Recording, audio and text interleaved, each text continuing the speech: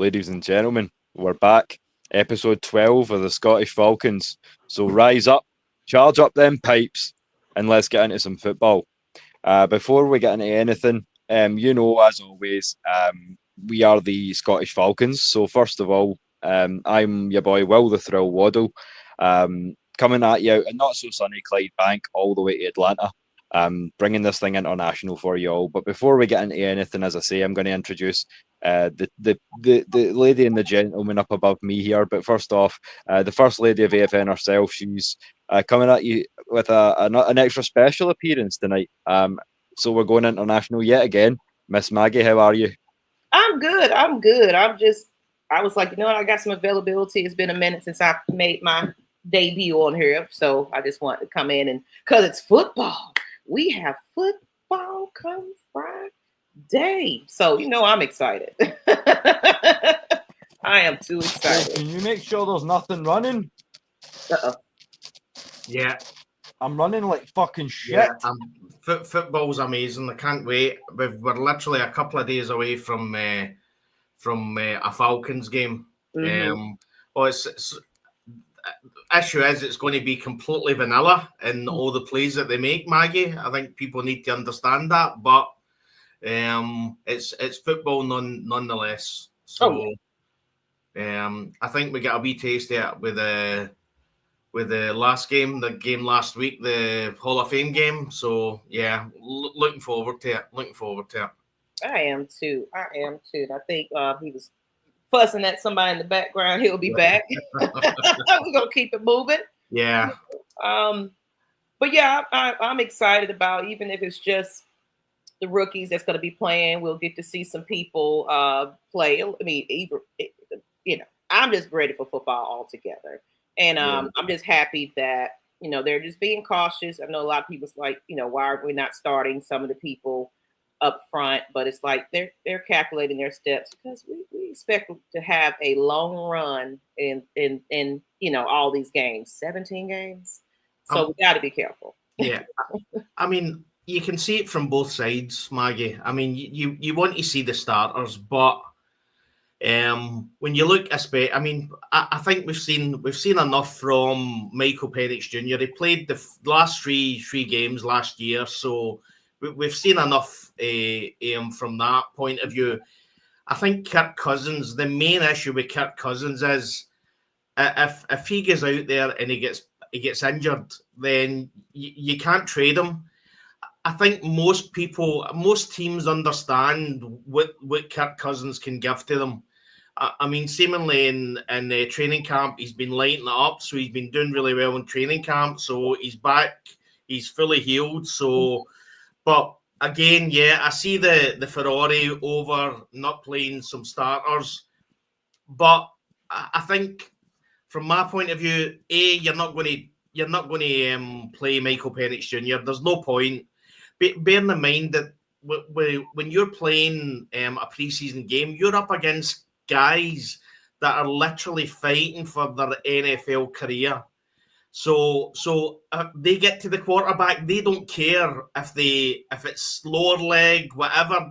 They just want to get to the quarterback. So you have to understand it from the coaching point of view. If Michael Penix Jr. goes out there, plays a couple of snaps, gets injured, I guarantee you the Ferrari around playing Michael Penix Jr. is going to be higher and hotter than actually not playing him. And again, it's the same with Kirk Cousins. From my point of view, it's a guaranteed deal. I'm pretty sure there's an injury part on the contract that if he gets injured, he's getting paid fully. The way I look at it is, I'm happy this year, and I was thinking about it. I'm happy this year to pay that $27 million to have him as our backup. That's enough. That's worth it to have him there. But I'll again get into this because I've seen the Ferrari. What people need to understand from if you're the Atlanta Falcons coaching staff, then you're thinking to yourself, what if we get a great trade deal for Kirk Cousins? What have we got once he goes? So that's what they need to look at in these preseason games. Easton Stick and Emery Jones, we need to know what our backup quarterback can do. So that's what's more important about these preseason games. What's your thoughts, Will? Right, hello, we're back. We're coming through loud and clear now. Apologies again, guys. Well, I'm not going to say, just watch how many times you say hello, because you might get a few people that's watching in Scotland upset. So, hello there. How are we all? yeah, you can only say so many hellos. You know what I mean? No, but yeah, as I say, a lot to get into tonight. I've got a heck ton of media saved up. But as I say, I heard you guys talking about the quarterbacks, so we'll start off there. So yeah, as I say, we'll pull up the first banner. We can jump around a bit because we've got a lot to get through. But first off, let's have a look at this chat, because I did notice that the minute I started creating the show today, that we already had comments. So shout out to anybody who was down showing love. I did see that Lee85 showed us some love as well. So just having a bit of problem getting to those comments just now. Yeah, but if you did take the time to show love, we really appreciate that. If you're checking in since the start of the show, I'm just getting situated myself. So once again, thank you for showing love. Always showing support from early on. From the minute we get in the building, you're in the building, and we can't thank you enough for that. Absolutely. So yeah, talking about quarterbacks, as you say. So no MPJ, no Kirko. So I've got a couple of nice photos. So I thought that was quite a cool still there. And then, as I say, our Mike and our Kirk will not be playing during pre-season. So it's time for Easton Stick and Emery Jones, former DC defender, to rise up. I like it. I like keep resting both starters. As I say, you don't want to make that $27 million investment null and void as it pertains to Cousins. So you want to keep him healthy and have him compete, as we say, to be the best backup in the NFL, as we've said on multiple occasions. And how do you feel about that, Maggie, with QB3 and QB4 in contention now? Are you looking forward to seeing these guys, or do you feel some kind of way about it? Are you feeling any trepidation? No, I'm not. I'm not, because especially how Des pulled it down and everything else. Honestly, we're just trying to hold on to our dollar piece right now that's sitting over there, because there's going to be a possibility, and honestly, it always happens. There's going to be a quarterback that's going to end up going down. Let's just be real. Yeah. And we'd rather it not be Kirk Cousins, because then it's like nobody wants him at this point. I mean, somebody might want him, but he might be reasonable enough to say, hey, you know what? I'll go down on, I'll take my no trade clause out of there and I'm ready to go. So, so to see what our backups would possibly be after the fact is good to know, so I'm not hung up on not seeing Penix or Kirk Cousins. I've been to training camp. I've seen them enough. So I know what they're capable of. And shoot, we get a detailed training camp report. So you guys see what's happening, what's going on. And it's nothing for another team to call and ask, like, hey, we're interested in your quarterback now. Let us know a little bit about what's going on with him. Because we need a quarterback and hope he's, game ready. Hey, we got Kirk Cousins right there for you. And then, of course, now we still got the other two in the mix, wanting to look into be that possible backup in that situation if that comes about. Yeah, right. I agree with you there. I think we've seen the best of what these guys can do. We've also seen from Kirk's stretch last season the worst of what these guys can do in some places. Shout out to 10Cam01. He'll be joining us very, very soon. Did you make it out to camp today, Maggie? No, I didn't. I had to work, of course. I only can make it to the weekend camps. I can I can see the updates and things like that. But no, I can't make it to weekday camps because I have to work every day. So gotcha. But no, I didn't even see pictures of Roddy White, but I haven't really been on social media like that to see every single thing that took place. So I'm just catching up. So, but it's nice to see that he's out there, and of course we're gonna see a lot of them come out. I thought I saw a picture. I don't know if it was Chris Draft. which might have been just a picture he forgot that he put in there. But I thought I saw Grady Jarrett in a picture. I was like, wait a minute. Yeah, so Mohamed Sanu was there the other day. Okay. With Jamal Agnew. He was showing love to Jamal Agnew, so that was nice to see. I think the main comment, I mean, Roddy White, what a legend. I think the main comment 100%. that effectively that's getting said is the fact that a lot of these legends are coming to practice. You know what I mean? Legends that, I mean, I can't wait till Julio Jones appears at practice one day and effectively all that issue, but with him and Arthur Blank is put aside. You know what I mean? So, but you just tend to see when everybody believes that the team's going to do really well, that the legends turn up and show support, which is phenomenal. And again, I'll go back to what I said before about Mike Vick and Matt Ryan. These guys ain't turning up and appearing if they didn't believe that this team could be special.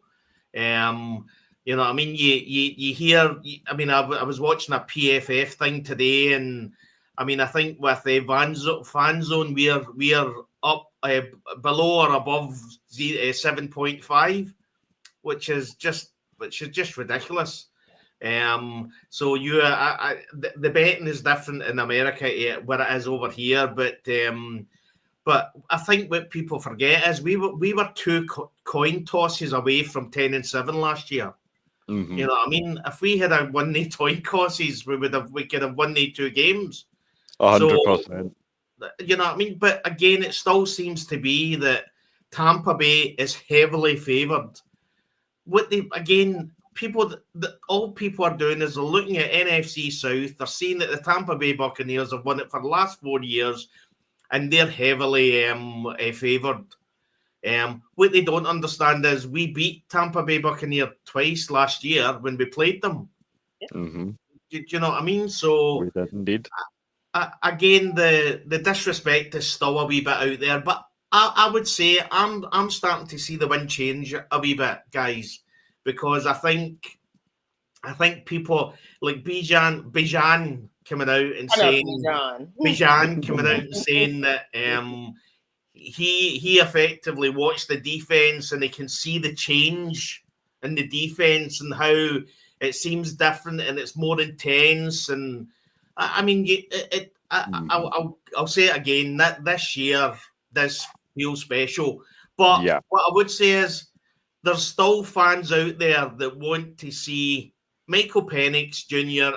in the preseason. Mm-hmm. It's not going to happen, guys. The coaching staff are not idiots. They're just not going to take a chance on what I believe is going to be a special quarterback. 100%. You can't risk people getting hurt and things like that. I completely get the epithets that you're saying. I agree with a lot of what the guys are saying in the chat as well. And a shout out for that last comment because we've got a whole section coming up on the rookies.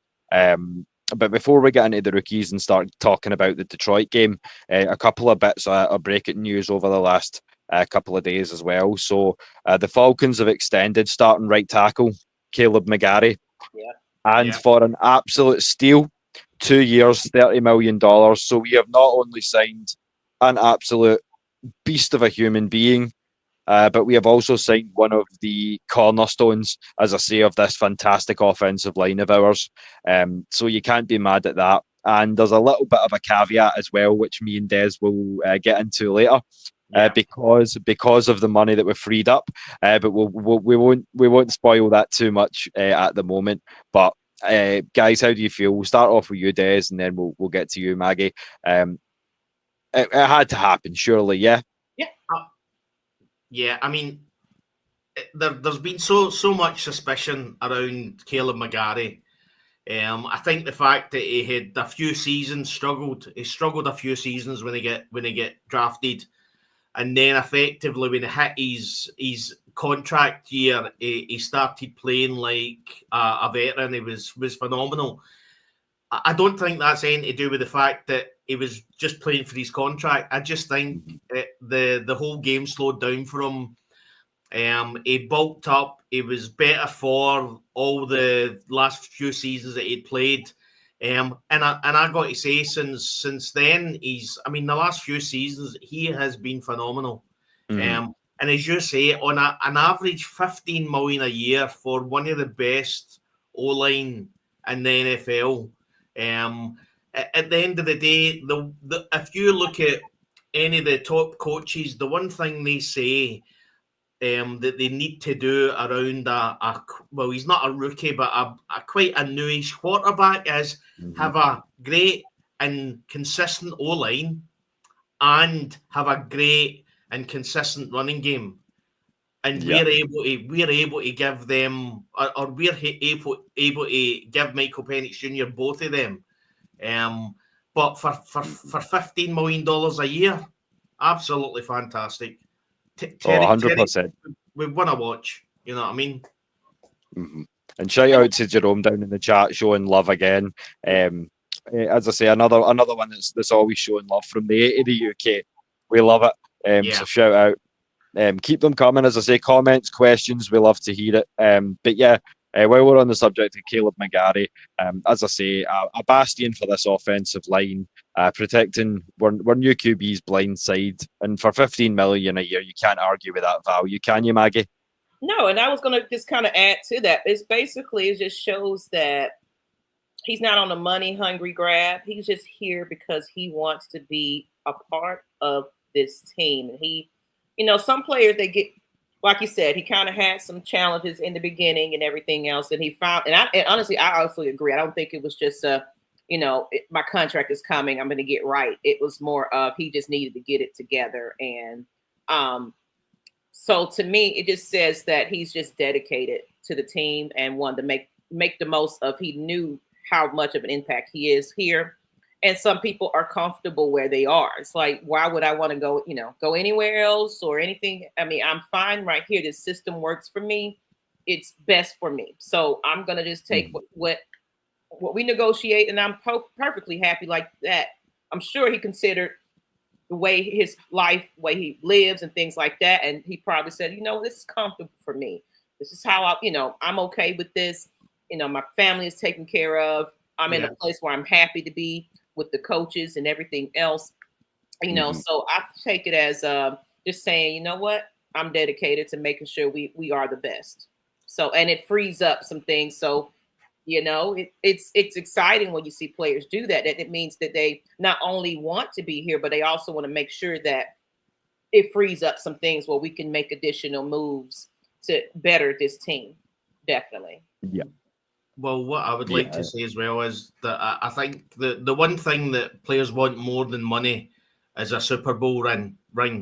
And I think when you start getting competitive, it's surprising how players want to sign up. And it doesn't have to be a budget-busting contract. You know what I mean?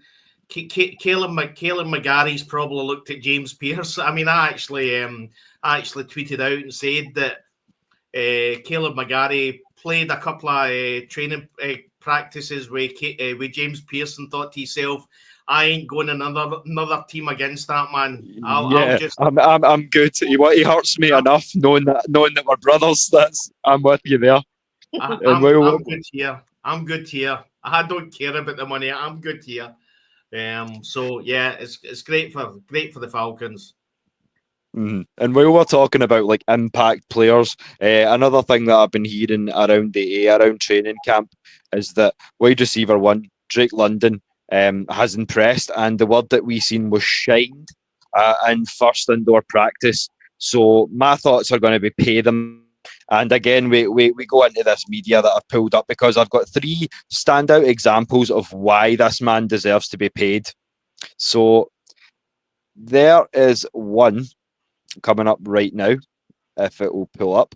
There is one right there against the Bucks. There is number 2 against Dallas. and there is number 3. That stunning one-hander against Baltimore. So that's 3 of many examples that we could pull up in a heartbeat that would show you exactly why that guy deserves to be making some real money in the league. So, I mean, as you say, it's what we expected to hear, given his ability, and yeah, as you say, how do you feel about that? I mean, he's only going to continue to get better, so surely we need to pay him now. Maggie, how do you feel about that? I mean, yeah. I mean, it's a given. We're gonna end up having to pay the man. He's deserved it. And did you see that? Was it Drake London and Raheem? What was that? Drake London? Hold on. Let me look it up. I'm gonna make sure I got it right. When he knocked him down. I think that was Drake London. Yeah, that was Drake London. Yeah, that was quite good. That was funny. That was too funny. But this shows that he's over here having him a good ass time. And I feel like he wouldn't, he's gonna want to. It's gonna be given that we pay him. And he's well deserving of it. I don't see anybody that would have an issue with not paying Drake London. He's proved himself. He continues to prove himself, and he's having a good ass camp. Why do you see him everywhere? I can look at some of the things from today, and I will pull it up in a minute. But I don't have any obligation to why we wouldn't pay the man. It's the press conference. Raheem and Drake dropped the ball, so Raheem still got it. Okay. Yeah. I mean, from my point of view, it's only too much if he doesn't play good enough. You know what I mean? So at the end of the day, from my point of view, I said on X that effectively, if it was me, I would wait just before the start of the season and effectively tweet out what the new contract's going to be for him next year. Mm-hmm. I think Drake London's going to be really, really important to us this year. Very, very important. And that just allows us then to effectively for Michael Penix to push the ball down the field. But whatever they pay him, I don't think, what I would say is I don't think Drake London or his agents are going to be difficult to work with. I think Drake London, when you come out and say, "Oh, I'm bleeding the Falcons," you know what I mean. I think he wants to be here. And as I said again about Caleb McGarry, the more competitive you get, the more that players want to be here. It doesn't matter so much, but it's still important. But it doesn't matter so much how much they walk away with at the end of the season. And I mean, I agree with that because it's basically because right now our biggest problem was just, of course, consistent coaching staff, of course. Yeah. So a lot of people just wasn't syncing right through all these changes. Certain players just wasn't catching on. Injuries plagued us that year. We was playing with Dolphins Field, and so we just had a lot of stuff going on right before the quarterback situation we had, where we didn't know who was going to be what. It just put us in some predicaments that we had to work ourselves out of that. Now we have it where we're in a good season where we have same players coming back, where they can get adjusted to each other even more, with the quarterback now being that he's starting with the ones, and it gives them an opportunity to grow even closer. Yeah. And where it's like, I know this player, I know that player, I know how he works, I know how he operates.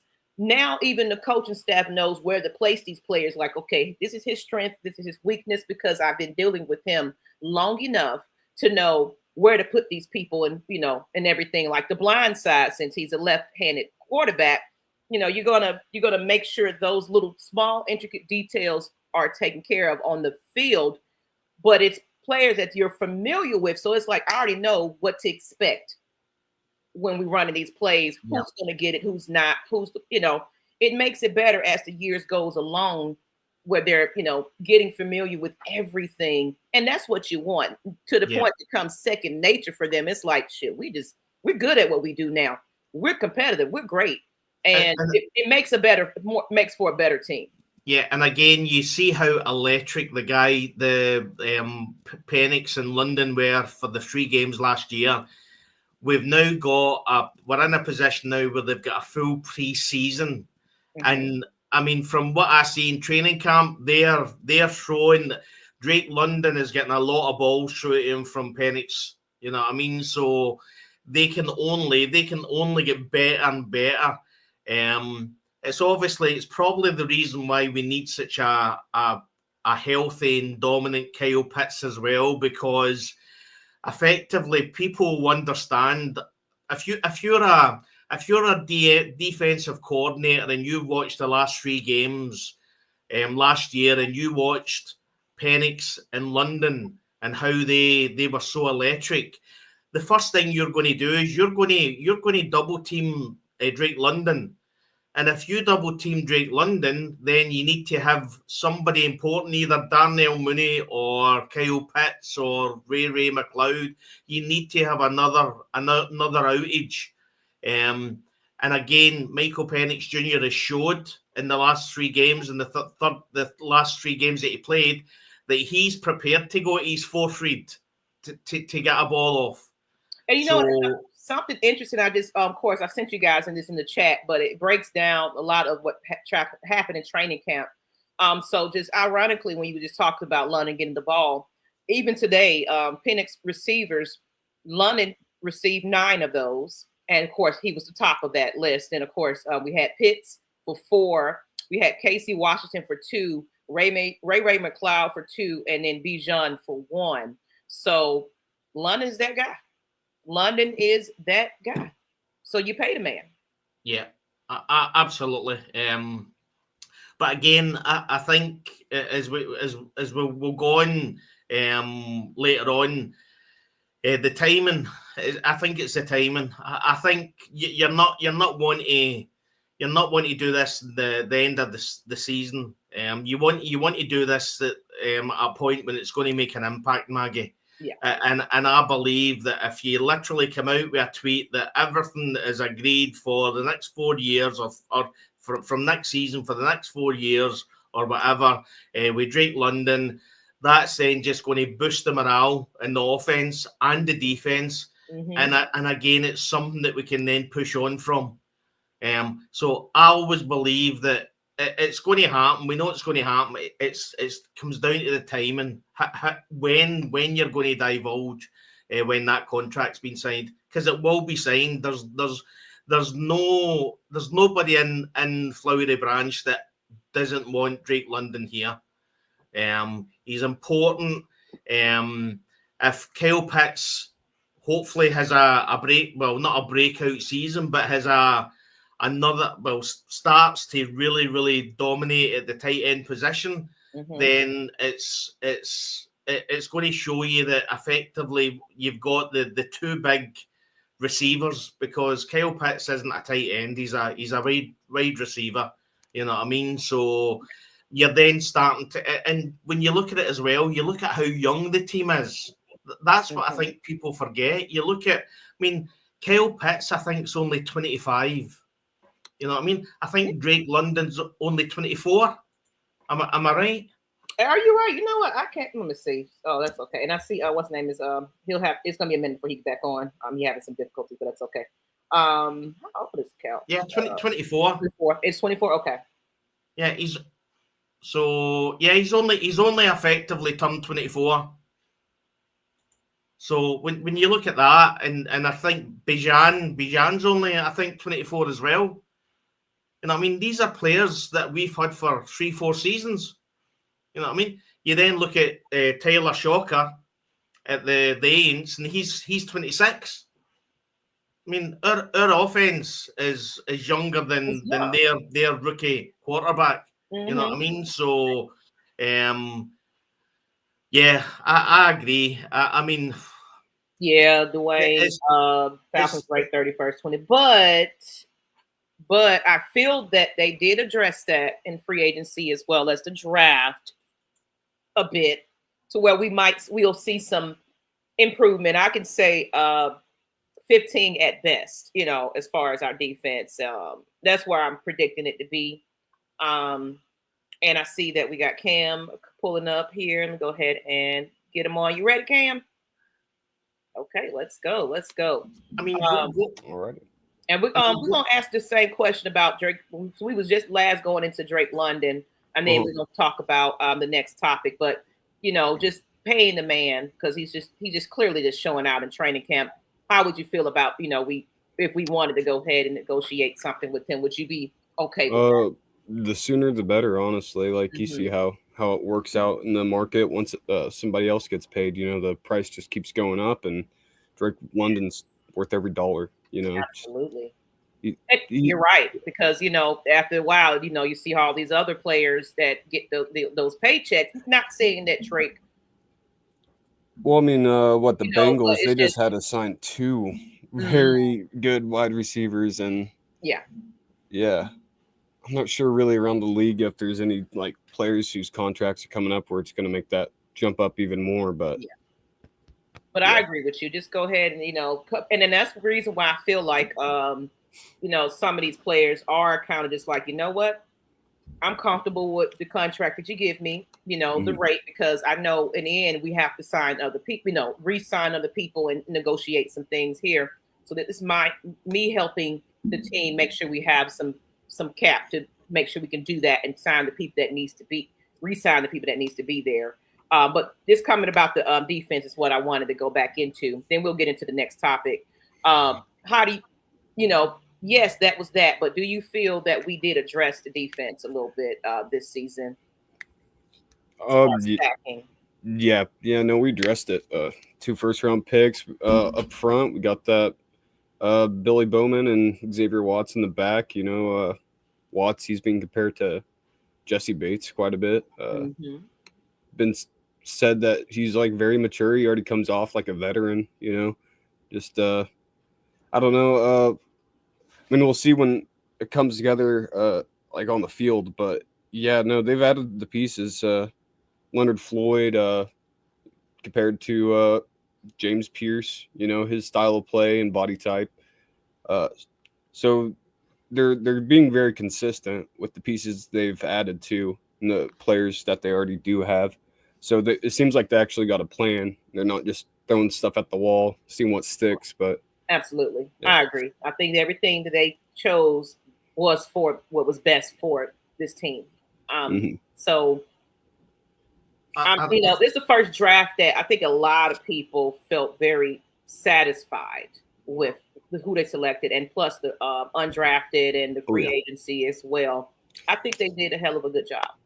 It's funny, like waking up the next day after the draft and like, there's still some people who are going to just throw their arms up in the air about any decision that's made. But like the first draft where it's like, wasn't that crazy about the Falcons and what they did in the draft. Like it just kind of felt nice. You weren't really left scratching your head. It was surprising that they came back in the first round, but no, I liked it. It just showed that they had the balls to do it, like I mean, when you look, what I would say is what Dwayne C has said is we need to get off after the quarterback. This coaching staff knows that.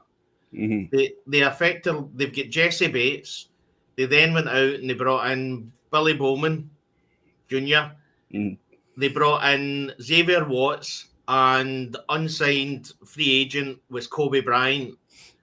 They were 1, 2, and 3 in interceptions in CFB. You know what I mean? They then bring in 2 first round, effectively one, I would say maybe 2 edge rushers. So what Jeff Ulbrich wants is Jeff Ulbrich wants to put these quarterbacks that we're up against under enormous pressure. And then when we put them under enormous pressure and either sack them or pressure them or hit them, and they then make a mistake and throw the ball to to the wrong place, the wrong position, we've then got effectively 3 ball hawks that are going to snap up this ball. And we're not even talking about AJ Terrell as well, who effectively got in a few last season on a few interceptions as well. So, I mean, I always say I don't when it comes to the X's and O's, it's a wee bit tough for me, but I can see exactly what Jeff Ulbricht's trying to do. Pressurize the quarterback, put him under pressure, and then when he makes a mistake, have the guys in the secondary that are there to grab the ball. I can't remember where I heard it. There's some video, but they said like Ulbrich is he's simplifying it. He's making it easy to understand. He's not trying to do anything like really crazy, you know. There's no point to. It's just make it simple, you know. Get after the quarterback, you know. I don't know. It's just, yeah, I don't know where I was going with that. Yeah.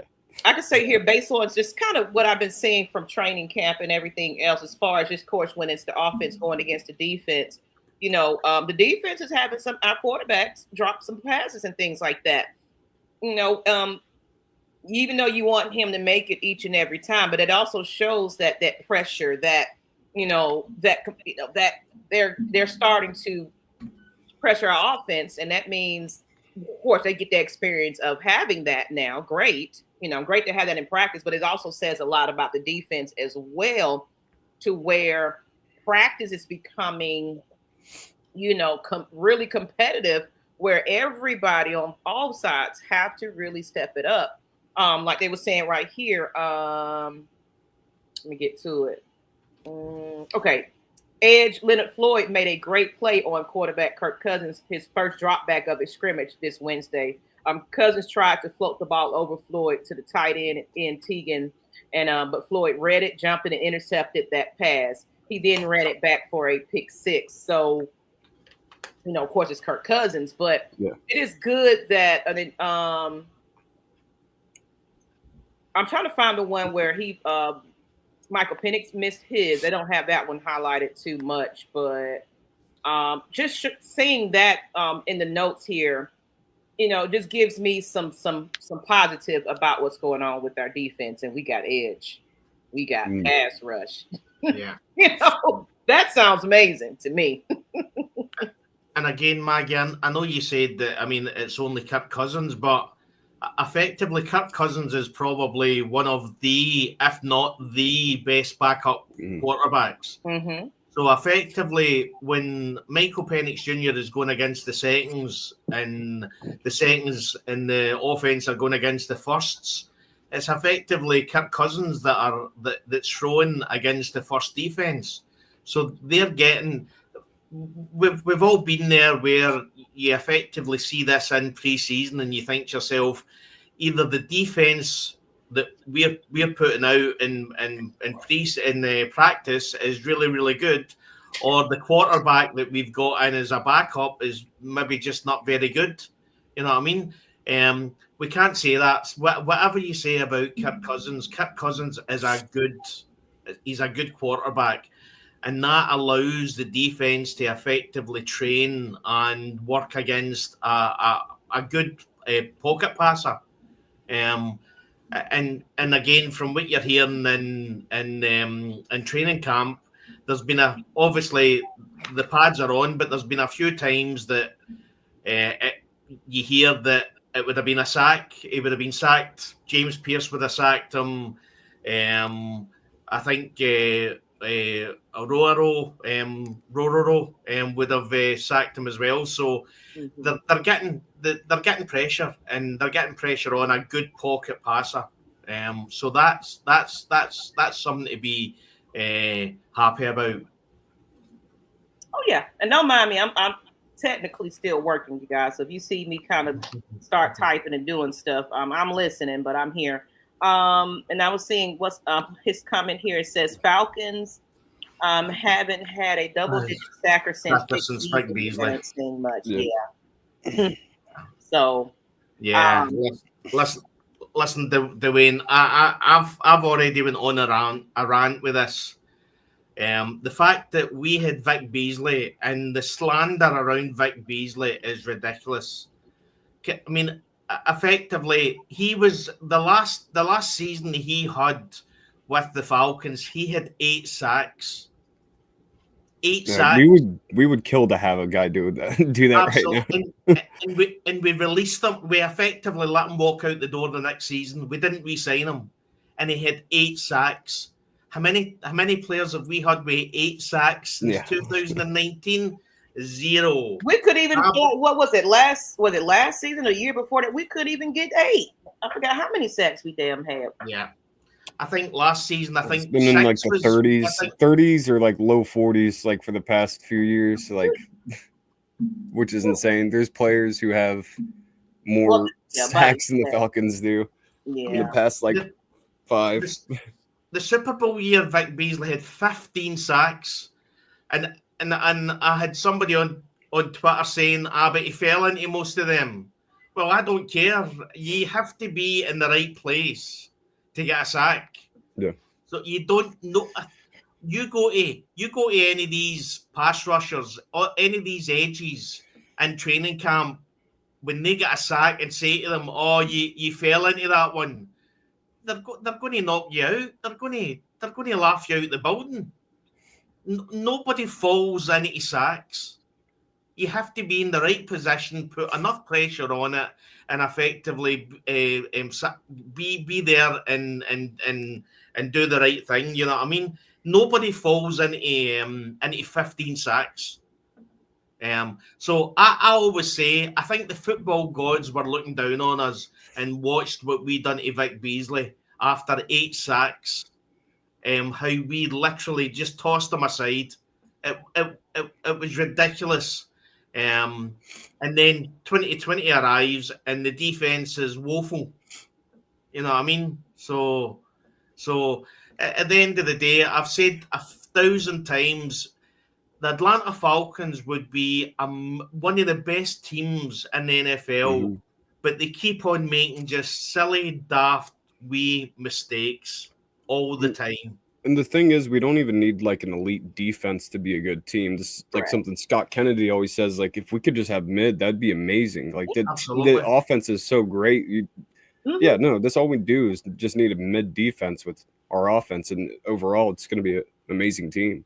Because, think about it. I mean, because if our offense is doing what they need to do, it keeps the defense off the field for the most part. So they're not getting restless. So when they do get a chance to get out there, they're just, sacking, knocking them out, doing what they need to do, and just keeping that. We keep those points on the board, and the offense is scoring like crazy, and we don't let them come back. We're in a good place. We will be in a good place. But we're going to get into this. Who will play and who won't. Preseason here. We already kind of know it's pretty much the rookies that are going to get their shine throughout preseason, because we were starting this earlier with me and Des, so I'm gonna let you, Will, get in here a little bit. Not Will, excuse me. Cam, how you feel about just they're not starting the starters in the preseason games? Who's playing for this game coming up? We have a game come Friday. How do you feel about that? Are you in an uproar about that, or are you okay with just the rookies playing and seeing James Pierce and Walker and a few others that gets out there, and we kind of put a face to the name when they put the cleats on? So do we know if Pierce is starting right? Pierce is going to get some snaps, yeah. Okay. I don't know about Jalen if he's going to be starting since the whole hamstring thing, but I'm not sure. I think they're being limited with him, but I thought I saw somewhere where he may get in there a little, but I'll look that up in a moment and see if I can. I think Raheem had said that JD Bertram, I think he was wearing the non-contact vest for in the last few days. Seemingly, Raheem said that he's out. He won't be playing practice, or he'll be playing in the game. But I think probably okay. And here it is. It says Jalen Walker, James Pierce, Xavier Watts set to play for Friday. Okay, perfect. Yeah, no, I'm excited to see him play. Any of the players who aren't getting, like him not playing in these starters, something I have to accept. I don't really think, I think it helps a bit to have your starters play a little bit in the preseason, but I don't think it's like world changing. And if Raheem finds it as too much of a risk, then he can do that. It's his team. He's the head coach, and that's something I got to deal with. It doesn't really bother me anyways, but yeah, I get why people are bothered by like Michael Penix not starting in the preseason in his second year, but I don't think it's going to be that detrimental to his start in the league. I guess it's to me, honestly, just being a biased fan, I would kind of like to see a couple of touches because Right. we got Tampa Bay coming up. Yeah. So we already got a division rival right there out the gate. Right. You want to start out hot. We beat them, but it would be nice to kind of get the star and do a couple of touches. But of course, we're not. I definitely love to see him. I would love to see it, but if they feel like it's just they already know what to expect out there, especially if training camp is going the way I'm saying it, where you got defense stepping up and it's light there, and I guess that's why they have the scrimmages and things like that. That's their way of getting some preseason activity in, just not on camera, but that's their way of going against an opponent to get that practice in, even if it's just not in the preseason. Good. King Richie said Ulbrich said the pass rushers won't be in coverage, so thank God. I got to see no more Judon and cover 3 or something, but yeah. Yeah. I think I have to go the other way. I'm sorry, but if you're Raheem Morrison, your job effectively is on the line whether you put Michael Penix Jr. out and he gets injured. I said earlier before you come on, Cam, these players, some of these are third and fourth players. You know what I mean? Some of these players are literally fighting for their NFL career. And none of them care about the quarterback that's on the other side, whether he gets injured or not. All they're caring about is their stats and getting a sack. We can't put a franchise quarterback or, I believe, Kirk Cousins into a position where they get injured. Right. Again, Raheem's he's stuck between a rock and a hard place. He doesn't play Michael Penix Jr. Then there's a lot of unhappy Falcons fans. If he does play him and he gets injured, then it's season over. Yeah. Do you know what I mean? It just you can't. We've seen what he can do for the last 3 games.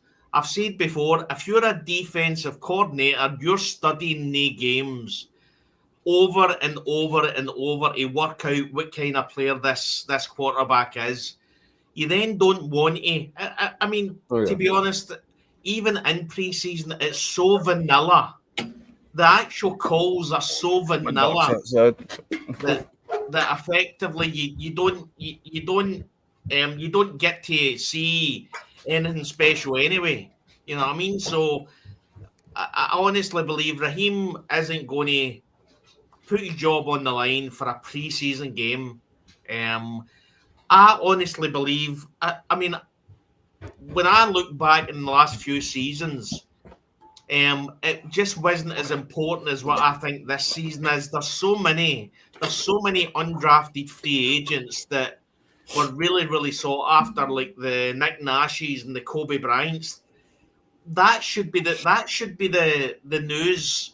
It shouldn't be whether he's playing a starter that we know is going to be a franchise quarterback. What have we to learn from this?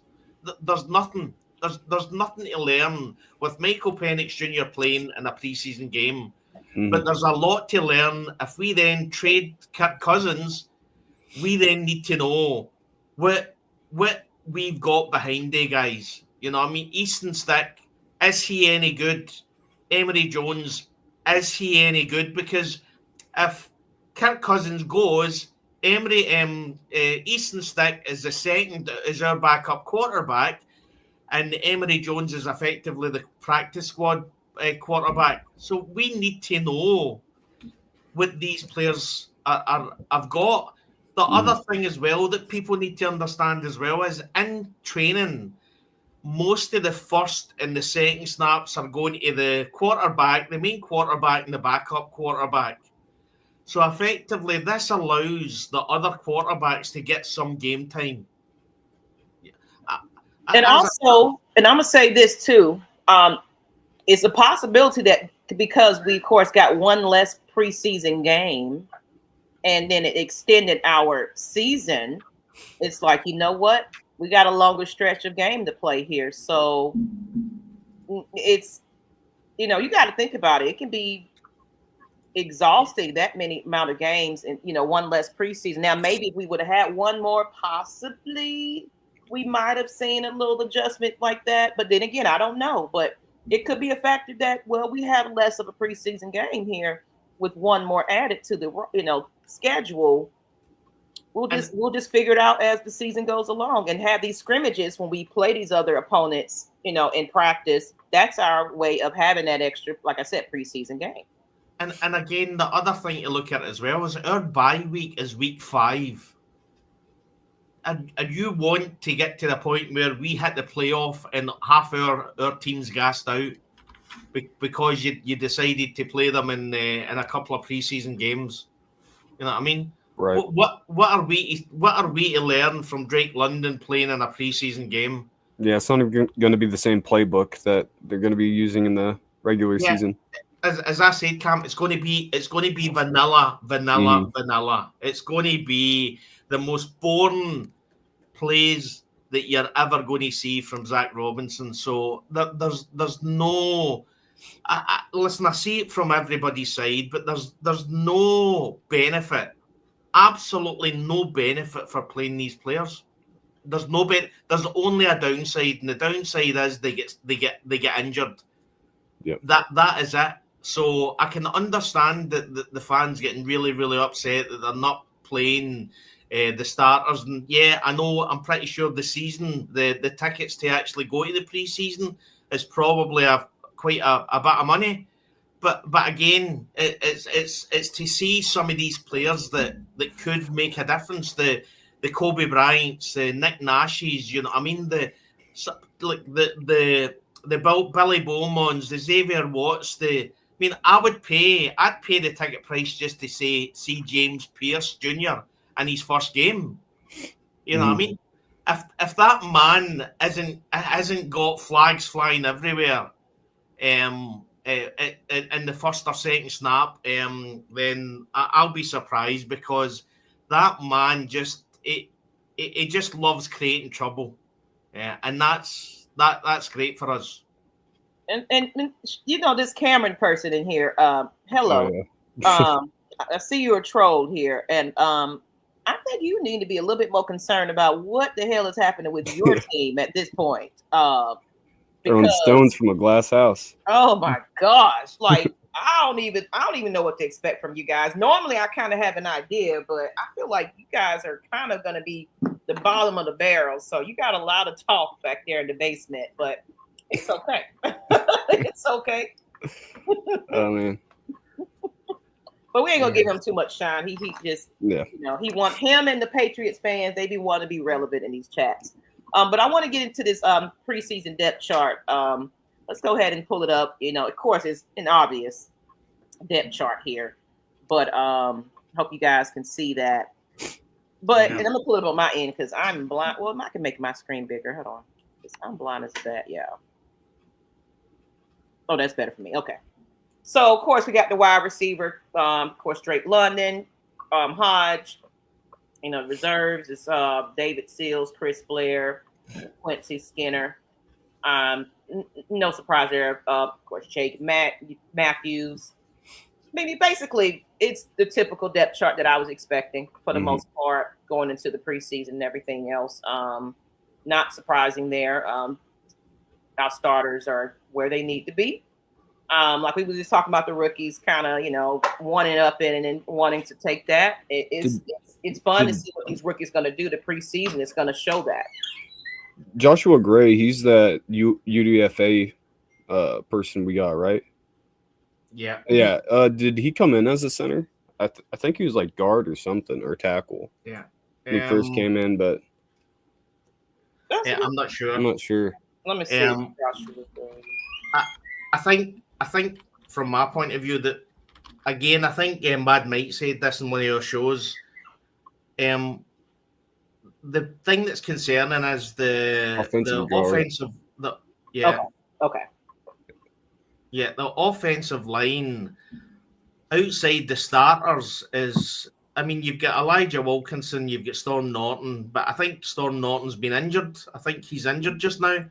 But then you look at centre, and you look at, obviously, we've got Ryan Nuzzel, but you've then got behind them, obviously, one of your drafts from I think last year, Javon Gwynn.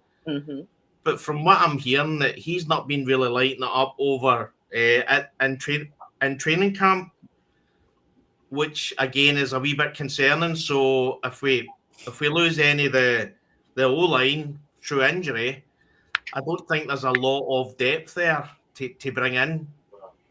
You know, I mean, I'm not really wanting to take a chance on Javon Gwynn at centre if Ryan Nuzzel gets injured.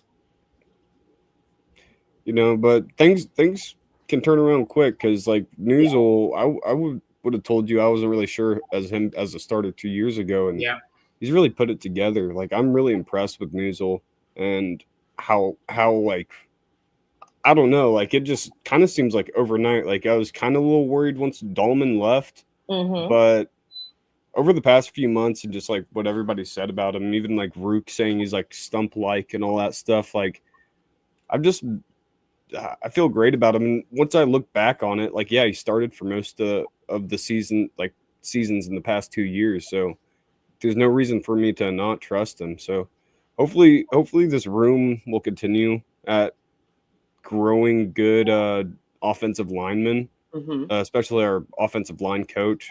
I do have a lot of confidence in that they can get the right guys in there. But yeah, that is a bit of a concern. But of course, he said this is where preseason kind of shows it. You know who's wanting hard enough and been practicing and taking it serious. So we'll right now it's because we're just seeing it in training camp. We don't know until we actually see the pads in the game played to make those suggestions. And then at the same time, a lot of times in training camp, especially with the media, they kind of focus on the popular guys, if you notice. So some people might be out there making some impacts, but not really making a lot of noise in the media because it's like, well, that's not as interesting to me other than Chris Lundgren, not Chris. I'm saying Chris Lundgren, Lindstrom, and all these other players. It's like, I want to hear what they got to say because they are obviously quarterback throws a pick or something. Yeah, they're just gonna say whatever, but see Kyle Pitts, even though that should be wide receiver, slash for him. Put an asterisk on it. Definitely. And then you see old Felipe Franks behind Kyle Pitts as his backup. Yeah. And which is we'll see. I'm just happy to see a healthy Kyle Pitts, but even though they're keeping him limited as well, just to be on the safe side with him as well. I'm just glad. I feel like this year we're gonna see the Kyle Pitts we've been waiting on to see because of course his contracts. He has to at this point. You have no other choice, homeboy.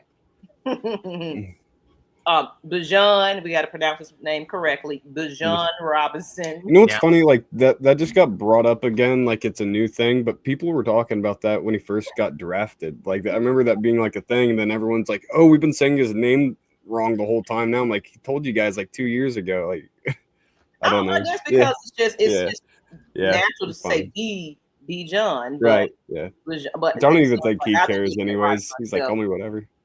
He said, "Look, I answered to it." He was making a joke about it. He said his mama was asking him, "Why are you calling yourself that?" Because like that's what everybody's been saying, Mom.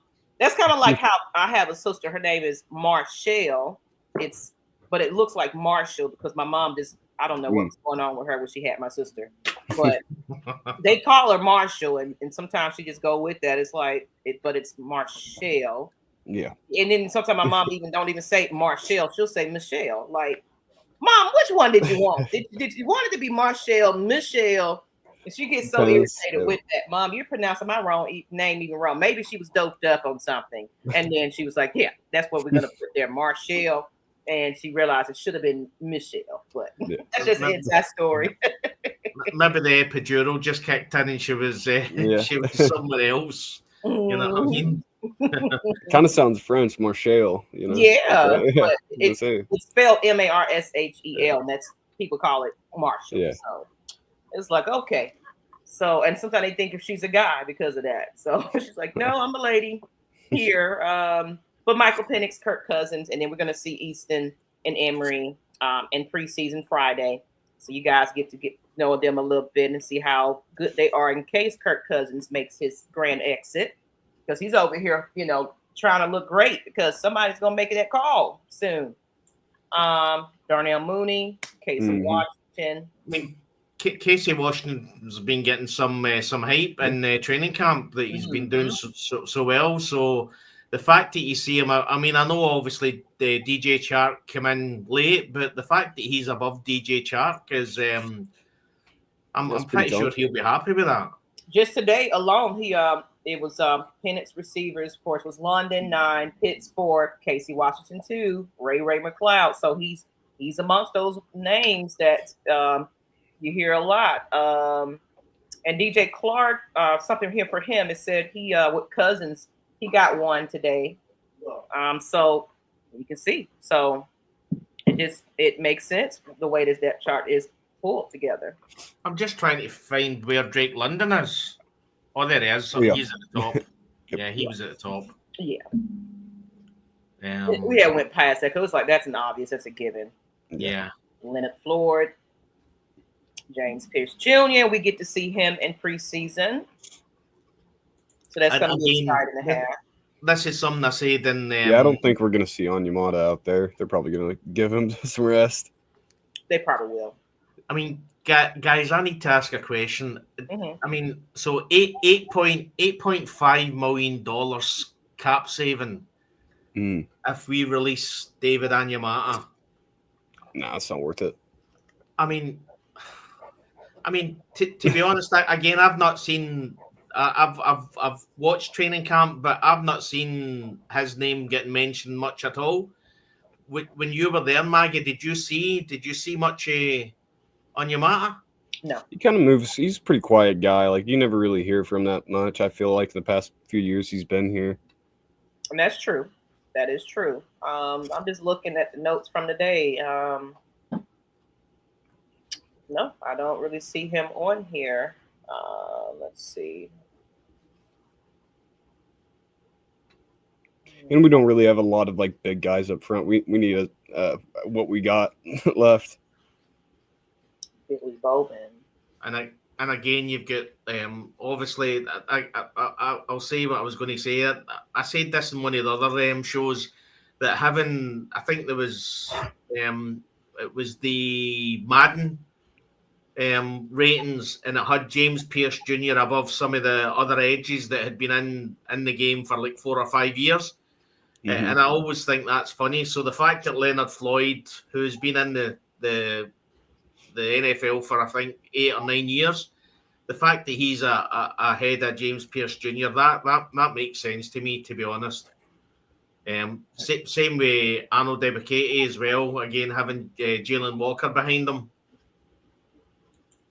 And it says, of course, Caden Ellis, he got his hands on the Penix pass. That's where I was looking for. Okay. He got his hands on the Penix pass meant for Pitts and Diablo, who Morris has described as an avatar, nearly intercepted it, actually. And, of course, Braylon Trice got some reps with the ones on edge today, too. So, as we go along and further into the preseason and everything, we probably start seeing some more names there. Nick Kubitz, I have not seen that name all off season. That's the first time seeing that. Yeah. I'm actually like realizing some of these guys I don't even know. I know, it's like, you're on the team? Oh, hey. Oops, I didn't know. When I just mentioned Diablo. Yeah, when we done the show with the deck, it was looking at that show, the staff and the players. There was, I looked at them and I was like, Khalid Kareem, like he had been getting mentioned how well he'd played, but again, I don't see him at all in the depth chart. So, some of the names you're just kind of you're lost. There's that many. Oh yeah, the cut's gonna. And it's going to make that roster get easier and easier to select at the end of it, to be honest, so. No, but it feels good to see familiar faces still there, starting and things like that. So, I feel good about that at least. But like you said, some places where we don't have a lot of depth in those positions, it is a little concerning. again, when you see D. Alford at Nickelback in front of Billy Bowman, I mean, that's because I honestly thought that obviously he struggled last year, D. Alford. And then you're looking at Clark Phillips the third, which again, that was one of the players I thought were maybe a good chance of effectively not making the 53-man squad. And he's second behind Mike Hughes. So again, you've been hearing a lot about Natron Brooks out of the training camp as well, how well he's played. So it just goes to show that the coaches they're seeing stuff that we don't see or we don't hear. Mm-hmm. You know what I mean? And it Sorry, also, Blackberry I feel like cracking me the up, fact that they also don't want us recording training camp and things like that is some things you probably won't hear. Like I said it on our show last night. It's some things that they're probably keeping some of our weapons kind of hush hush, so you won't. We're not gonna give you everything, everybody, but you're gonna get enough. Absolutely. I think Xavier is going to be moved to starter by the beginning of the season because seeing Jordan Fuller's name right like next to Jesse Bates, it just doesn't seem right. I think that's Xavier Watts' spot to take. I don't think Jordan Fuller's starting. Or being the number one for the season. Because right behind Xavier Watts is a UFL player. Henry Black, yeah. And again, probably one of the other things that's been discussed in preseason is the kicker. So again, at the moment, I don't know. I mean, from what I'm seeing, he's having, Koo is having a good training camp. I haven't really seen anything too bad coming out of that from it. So I heard today was good for him. Today was good for him. Yeah.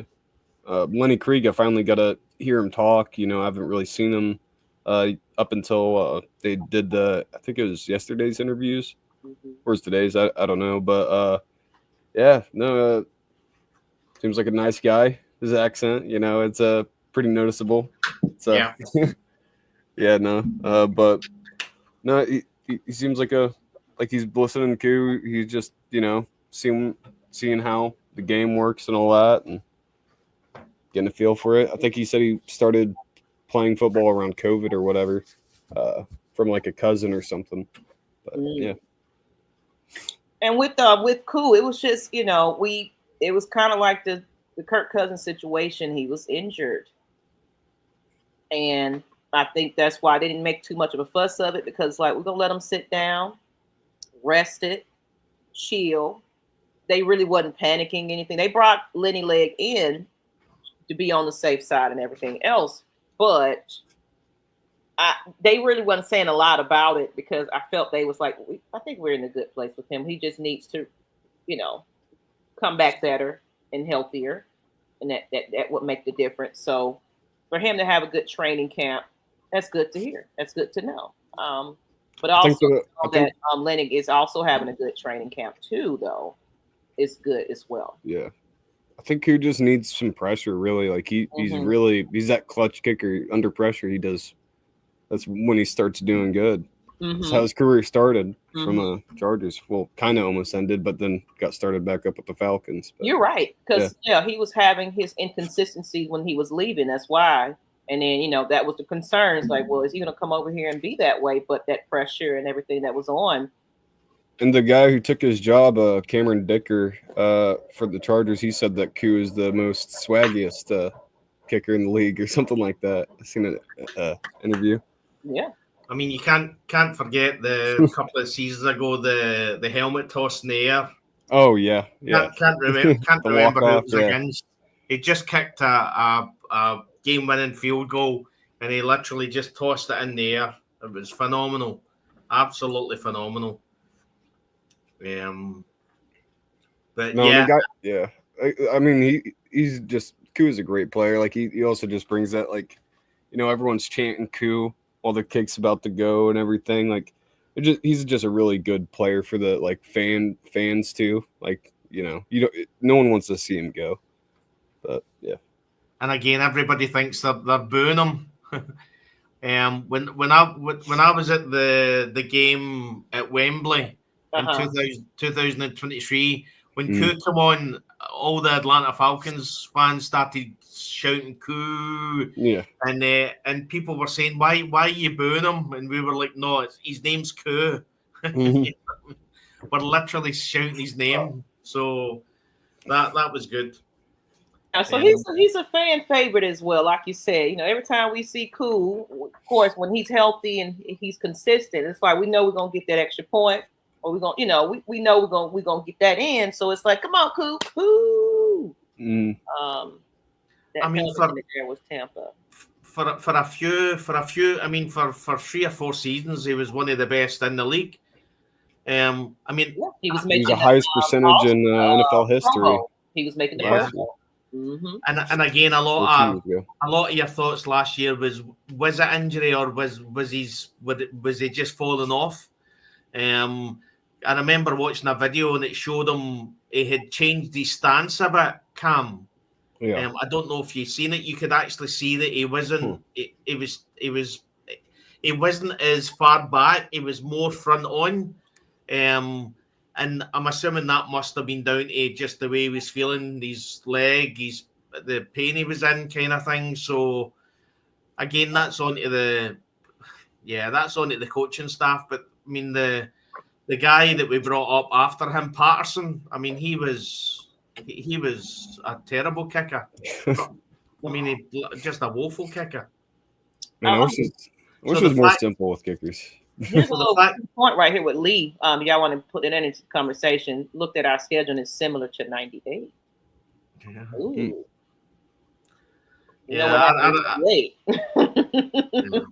I always remember when 2020 came along and then 2024 came along. I always say to myself, well, this is effectively the schedule that we got to the Super Bowl with.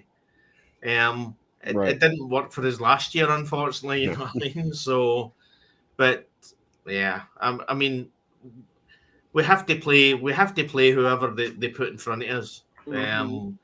It's not who you play; it's how good you play. How good you play, absolutely. And again, when you look at training camp, you look at the way the defense is at the moment, and effectively the way the offense has been. I think Zach Robinson and Jeff Ulbrich have got it in their head that we'll play the way we want to play, and it's then down to you to stop us. You know what I mean? So I think for the offense, as Scott Kennedy said, we just need average. Yeah. I mean, looking back on Matt Ryan's time, I think the best defense he ever had was a top 15 defense. We actually were top 15 defense, and that was the best he ever had.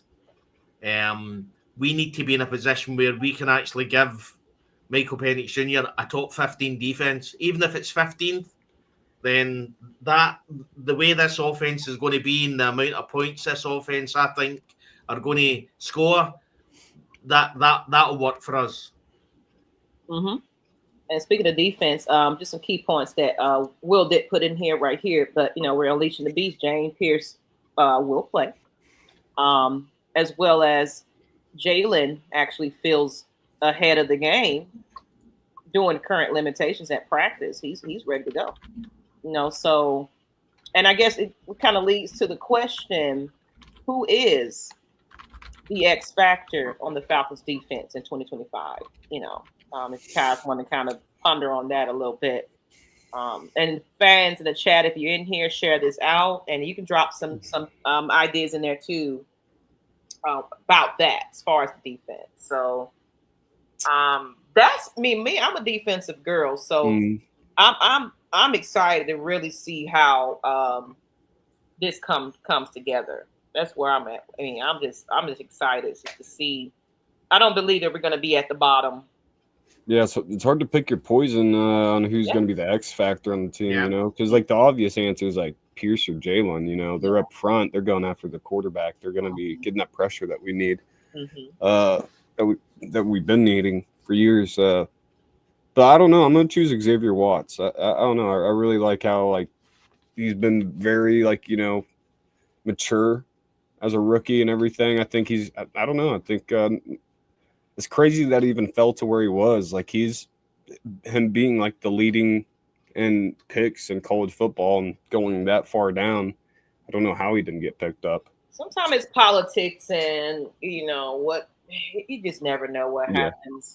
So that's why sometimes you can do all these mock drafts all day long, but it might not go the way those mock drafts completely go, because some of these players do drop, which is a benefit for us if we're not, number 10, top 10 picking. So it's like, come on, right. Bring them on. I think Cam with Kobe Bryant. I think Kobe Bryant, like when maybe it was the same way as Xavier Watts and Billy Bowman. I think they come across as cocky when they're more confident. And again, if I was a head coach, I would be looking for players like that. You know what I mean? If they're delusional at the start, then it's a start. You have to, if they believe they're the best, then you just bring them in and try and make them believe that they're the best. You know what I mean? I think there's a lot of head coaches and a lot of backroom staff that don't really like that cockiness. They look at it as how hard is this guy to manage? How is it going to be around other players and things like that? They overthink it sometimes, and it's our benefit. You know what I mean?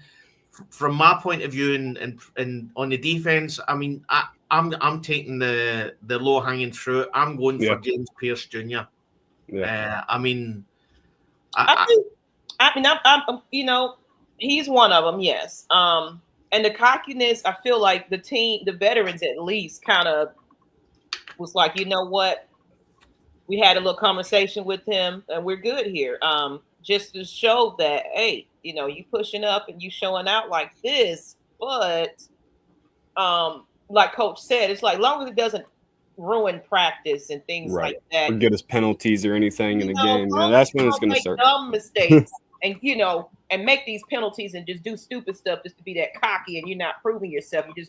You're too much trying to look hard and be hard and all that. Then as long as it don't interrupt what's going on the field, go at it. Because then you can taunt those offensive players over there, and they intimidated by, James Pierce right there. That's what we want. That's what we need. We need those type of guys. I'm tired of being the Charmin tissue in the defense. People need to be like, oh man, James Pierce Jr., Wall, all these players that's in that mix. It's like, I'm afraid. I don't know what to expect at this point. I'm a little scared. That's what we need.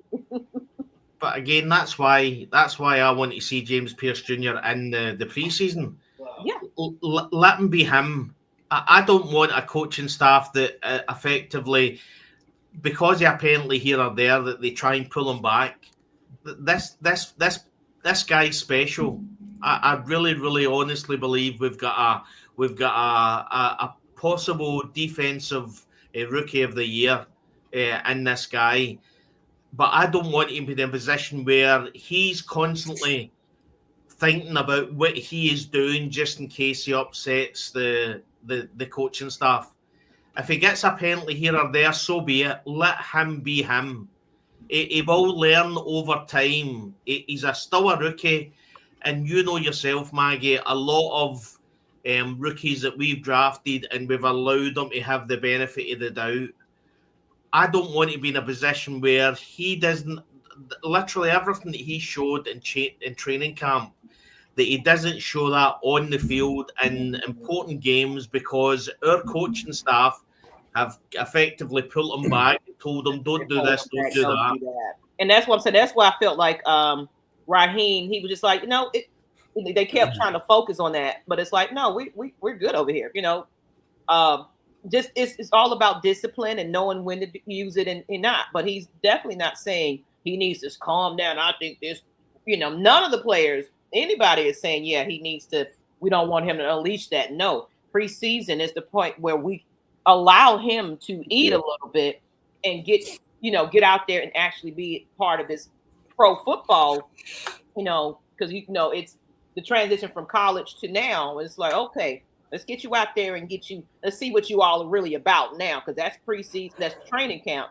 But I'm excited to see what this rook do, when he has to really put it on the on the line as far as proving himself and things like that. I'm thinking he wants it. He wants it bad. So I think we're going to be very excited to see some of these rooks get out here on defense. So I'm happy. But again, going back to like, I wouldn't use the word, but I'll effectively paraphrase it. See you next Tuesday. So effectively, I want my edge guys to be that. I don't want them to. I'm not here. This ain't Friends Reunited. This is an NFL game. I want my edges to be hated by their offensive O-line. I want them to be hated because they're constantly a pain in the ass. That's what I want. Yeah, making their job harder. That's what I'm saying. It's because, like you were seeing in some of these points, getting the quarterback to drop some passes and things. It's showing that, damn, not even in training camp, I gotta really, make sure I'm paying attention to what's going on with this defense. Mm-hmm. It's a good thing. It's putting everybody on their toes. Yeah, absolutely. And as I say, if James Pierce is doing that against a top 5 O-line, and he has been doing it against the actual first team, if he's doing that against a top 5 O-line, you imagine what he's going to do against the Lions, third and fourth players. You know what I mean? He's going to feast on. Well, it's you say Friday night. It's Friday night, but it's Saturday for us. So it literally kicks off at midnight and Saturday morning for us. So, I mean, how do you manage that? And then it's early for you. Our game. Well, that's Friday. Is what time for us in So it'll be Friday 8:00. Is it 7:00? Yeah, Friday 7:00. Mm-hmm. Midnight. 6 p.m. for me. I'm Central Standard, so yeah, it's probably 7:00 East. Yeah. Mm-hmm. So effectively, I'll come home from work on Friday and probably go up and get a few hours kip. Yeah. Get yourself a coffee. Yeah. Really? And then watch the game. Won't know who these players are. Is that our player or is that their player? So I want to bring this up. I want to bring this up. Something that we really did do a lot of last season. At this point, I think everybody was kind of doing their own things, but I'm actually wanting to bring back postseason commentary. Maybe not on the nights where it's Saturday, late night games for everyone, but Sundays, I would like to kind of bring back post game. And you guys can put it in the chat if you would like to see the Atlanta Falcons Nation bring back post game coverage after the fact. I would love to bring that back. I think that was one of our highly rated shows. Of course, we have pregame with Magnus on Sunday mornings, but just to get that game day reaction after that. Now, this is more of it wasn't what we was scripted. We just kind of giving us our reaction based on that. Sometimes we would allow the fans on, but how do you guys feel about having some post-game reactions right after the games on Sundays, most parts, when it's a regular time game, not so late for everybody? Yeah, I have no problem doing that. Just let my thoughts out on what I've seen, good or bad, but yeah. And this will be a kind of a free for all. It'll be for everybody that wants to jump on. It's kind of how we used to do it. So it's not where we're, you have to be committed to it. But, a lot of people, of course, just don't go to ESPN. They don't go to NFL Network. Have to watch all the ads and all that stuff. And and then they don't give us a lot of love, especially if we're going to knock on wood. We're going to have a great season. But especially if we're just not that popular team that they care to talk about.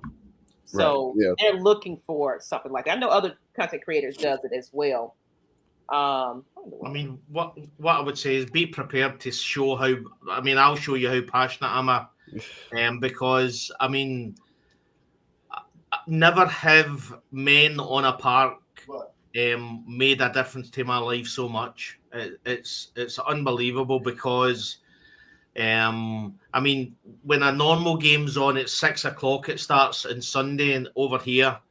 And believe it, there's been times where it's like if it's a later game, it starts at 9, then we're into like 11 to 12 o'clock, 1 o'clock, and God, if it's been a great game and we've played well and we've won, I'll sleep like a baby.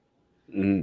But I'll tell you, see if it's against the Aints or the Bucks or the Panthers, one of our division rivals, and we stink the place up. My God, I'm playing the game over in my head. Yeah, I bet there's a lot of just rethinking on decisions after that game. You just, what went wrong, what happened, and then they talked about it. Yeah. It's just, I've had some games where I was like, I don't even want to cut on the TV. Leave me alone. Just give me my moment. Because oh my God, that's embarrassing. But well, take off the jersey and then I'm taking my nap. And again, it's just like I remember the Tampa game last year when it was Cadero Hodge. So wow. So it started at 1 o'clock. So it was impossible for me. 1 o'clock till like 4 a.m. Impossible at that point.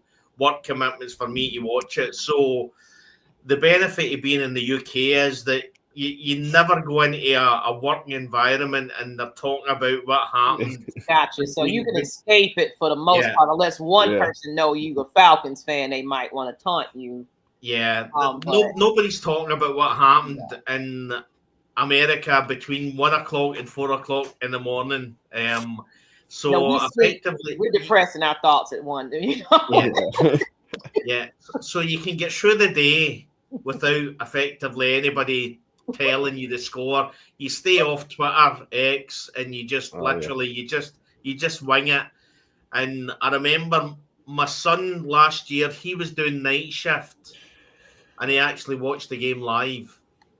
And I always say to him, if you watch the game live, do not say anything. I don't want to hear a comment out of you. I don't want, that game was good. Whatever, you'll say it in a way that I either know that we've lost or we've won, so do not say anything. And I remember when Cadero Hodge got that ball and ran it in for a touchdown, I went absolutely apeshit. I went mental. And then went on the phone, and the first thing my son says to me was, "Have you watched it?" And I went, "Have I watched it?" And just started screaming, "Yes!" It was like, so we started talking about it. It was amazing. Yeah. But when it's a loss, no. At least we ain't got to hear Arthur Smith talk after a loss, though. Those post-game interviews after a loss, man.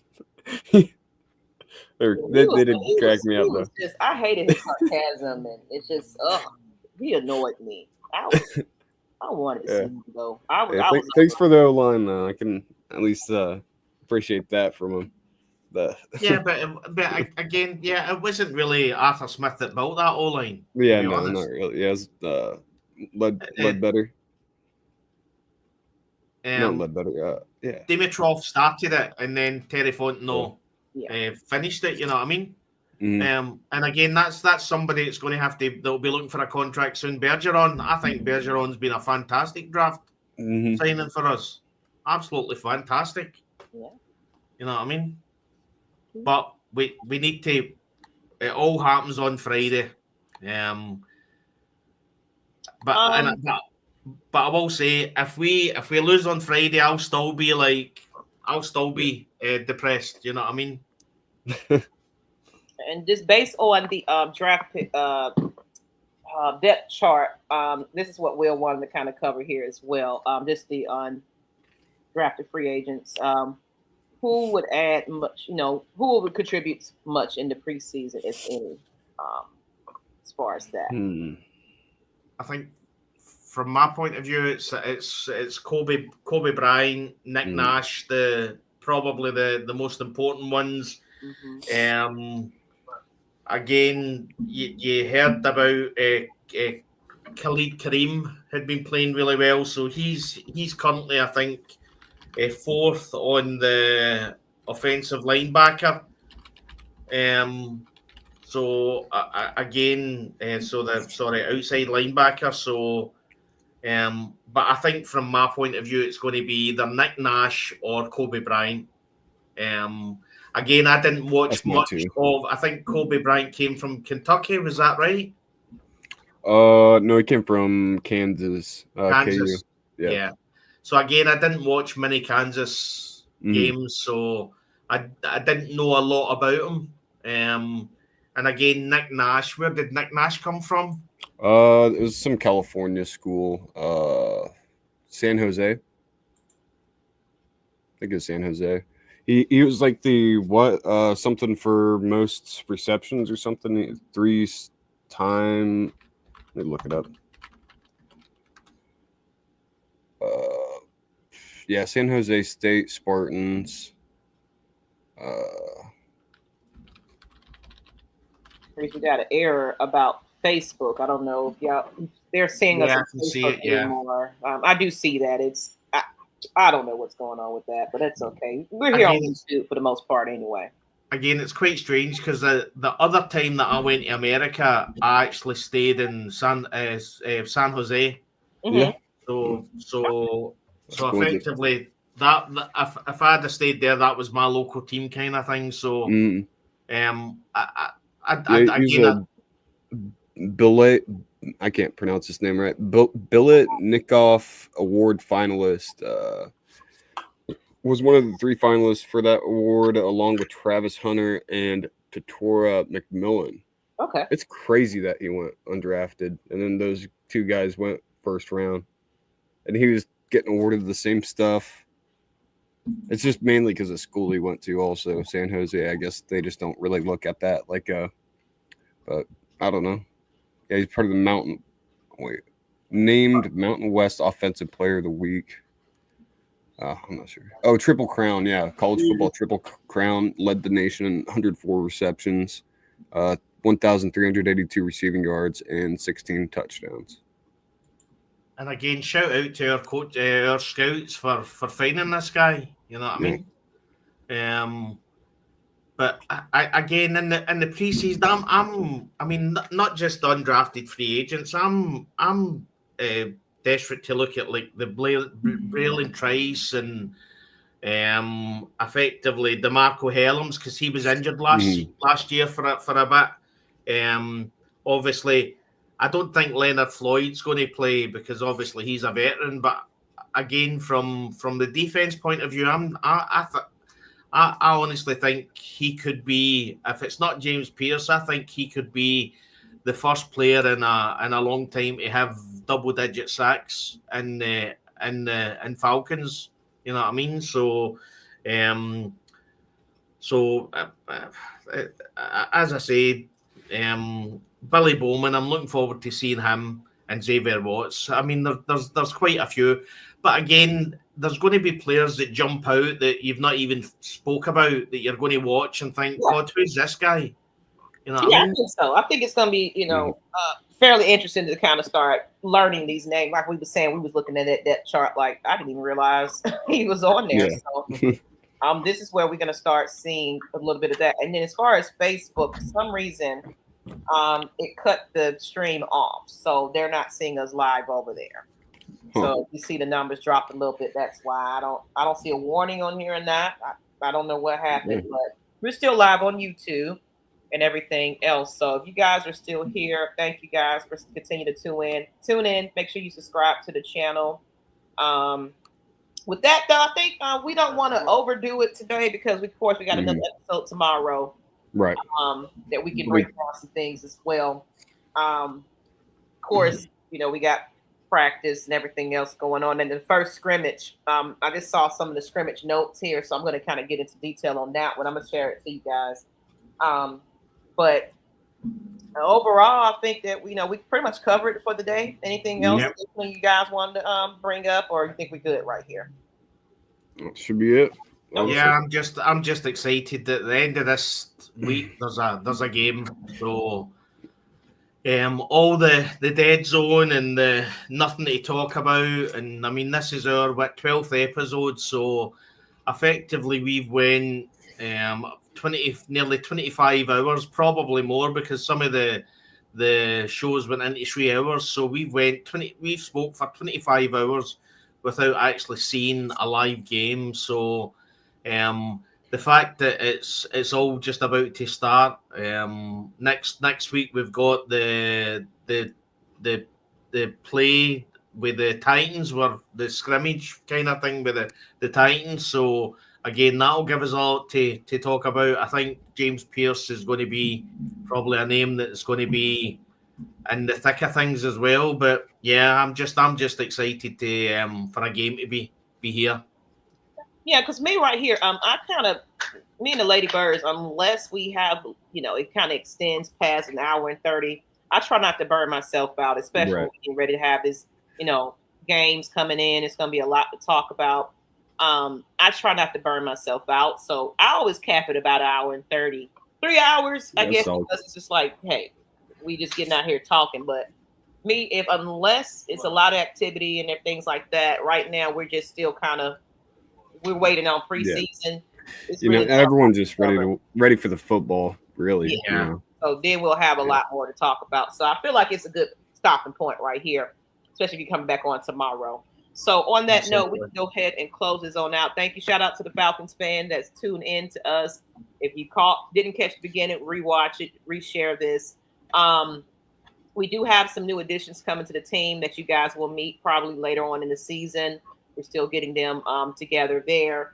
But for the most part, if you guys are interested in joining the international team, you can hit me and Will up and let me know. I've been reaching out to Germany. I've been reaching out to Mexico. It's kind of been a hit and miss with that one. But, hey, if we just building the UK team, I'm fine with that. It doesn't matter here. And appreciate you, Cam. I hadn't had a chance to get on with you guys for actually just stepping up. And I've been seeing you in the chat and things like that. So it's nice to kind of put a face to you now. And glad that you are ready to come on here and talk some football. The more the merrier. But I'm going to let you go ahead and close this out. Of course, leave it to you, Des, if you want to close out. How can they find you? Any last thoughts? Yeah, I'm just excited that there's a football game in a couple of days' time. That's what I'm excited for. If anybody wants to find me, and again, since I've been on the show, I've had some amazing positive comments and messages. So they can find me in X, Twitter, Poison, whatever Kyle Picks calls it, at Scottish Falcon. So that's where they can find me. Yep. I ain't got no accounts to share. If you want to find me, I'll be here. I just like to talk about Falcons football, and yeah. And where are you? Kansas. Kansas. Okay. Yep. How, I know you told your story, but how in the world you became a Falcons fan in Kansas? My dad and my dad is a Cowboys fan, and so is my older brother, and then my stepdad and them were Bills fans. So mainly was like when I was a kid, we'd play football, on the Xbox, and I had to choose a different team, and I liked the red and black, and I've seen some games of the Falcons play. I liked Roddy White, Michael Turner, so that's why I chose it, and I never went back since. That was like 2011 or 10. So yeah. Speaking of Michael Turner, I actually officially confirmed that I will be interviewing Michael Turner.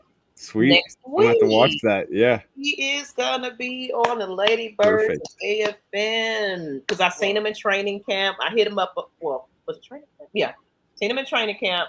Seen him at the draft party as well. I've been on him, but we had some incidents where we originally had him scheduled for a few weeks ago. I had to postpone it, but we got him back in the game now, so we will. And I'm also trying to have Ovi. Yeah, I was gonna say I love him and Ovi on Believe. He's actually in showed interest because we also had. I haven't had Michael Turner at all, but we've had Ovi on the channel before. Ovi showed some interest in being back. It'd be great we can have them both on at the same time. That's right. Yeah, great. But if not, we will also have Ovi. He wants to show up and be there. So Atlanta Falcons Nation, we're making headlines at this point. So On that note, your girl, Miss Maggie T, Atlanta Falcons Nation, first lady of this channel. Tune in to us tomorrow at same time for the Scottish Falcons. Maybe we might see some more of the new additions come on and show some things. And of course, I hope Will can figure out what's going on with this thing. But we got enough people on this panel where we can make it work. We got Dez. Dez, you holding it down. Cam, you here. Yeah. So, if you're watching back, sir, don't stress yourself. As long as we got enough people to cover it, life happens. Absolutely.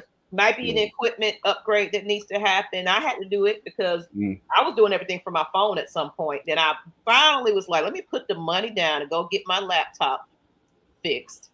Found a nice little mechanic that wasn't charging me an arm and a leg that did it. And I was pushing it off, but I finally got it done. It was like, you know what?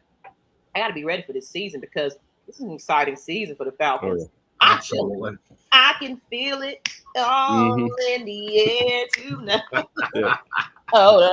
So I'm excited about that. But on that note, you guys continue to subscribe to the channel. Share this out.